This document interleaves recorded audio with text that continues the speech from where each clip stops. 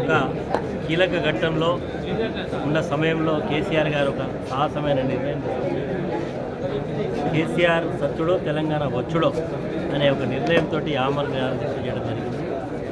ఆ దీక్ష 29 November 2009లో ప్రారంభమైతే December 9 నాటికి 10 రోజుల వ్యవధి తర్వాత కేంద్ర ప్రభుత్వానికి గత్యంతరం లేని పరిస్థితులలో రాత్రి 11-12 సమయంలో కేంద్ర ఆనాటి చిదంబరం ప్రకటన చేసిన సందర్భం మనకి ఇప్పటికీ కనబడుతుంది. ఒకసారి చరిత్ర గుర్తుంచుకోవాలి, నేటి తరానికి కూడా తెలంగాణ ఉద్యమ స్థితిని తెలియజేయాలనేటువంటి సంకల్పం. దానిలో భాగంగానే దీక్షా దివాస్ కార్యక్రమాలు తీసుకున్నాం. శ్రేణులు సంవత్సర విరామం తర్వాత ఒక పిలుపు ఇవ్వగానే ఇంత పెద్ద సంఖ్యలో తరలించి అంటే అర్థమవుతా ఉంది ప్రభుత్వం మీద ప్రజలకు భ్రమలు తొలగిపోయింది.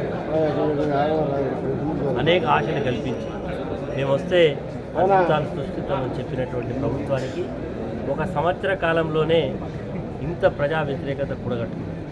ఎక్కడ కూడా సాక్షాత్తు ముఖ్యమంత్రి తన నియోజకవర్గంలో తిరగలేని స్థాయికి వచ్చింది.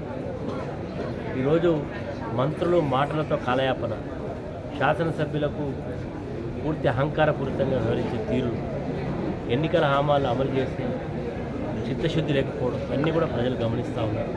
తప్పకుండా ఎప్పుడు ఏ ఎన్నిక వచ్చినా ఖచ్చితంగా ప్రజా తీర్పులో బీఆర్ఎస్ పక్షాన ఉంటారు.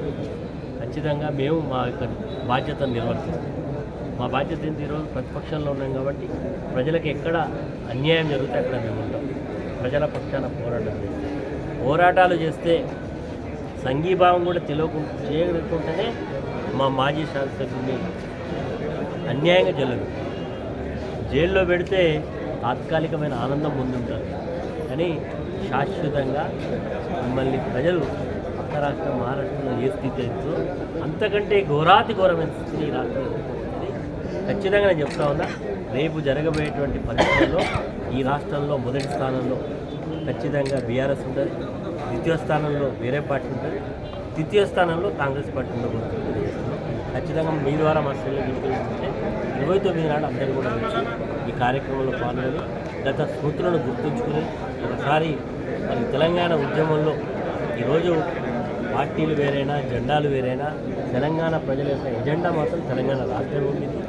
ఆ రోజు మరి సోదరి మరి తెలుగుదేశంలో ఉన్న ఆ రోజు కాంగ్రెస్లో ఉండి కేసీఆర్ గారు దీక్ష చేసి హింసాస్పృతిలో ఉంటే ఆ రోజు కాంగ్రెస్ పార్టీ శాసనసభ్యులు 5 తీసుకొని నేను ఆ రోజు కేసీఆర్ గారికి పోయినా సంఘీభావం తెలియజేసిన.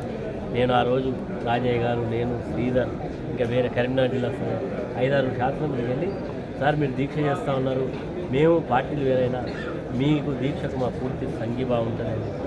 ఆ రోజు ఏ పార్టీలో ఎవరున్నా అందరం కూడా తెలంగాణ ఉద్యమం, తెలంగాణ సాధనే అనుకున్నాం. కేసీఆర్ గారి నాయకత్వం వహించింది.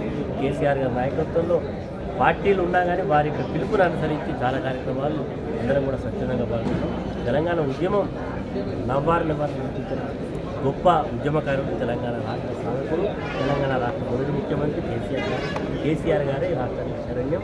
మళ్ళీ కేసీఆర్ గారి నాయకత్వంలోనే తెలంగాణ రాష్ట్రం పురోగతిని సాధిస్తున్న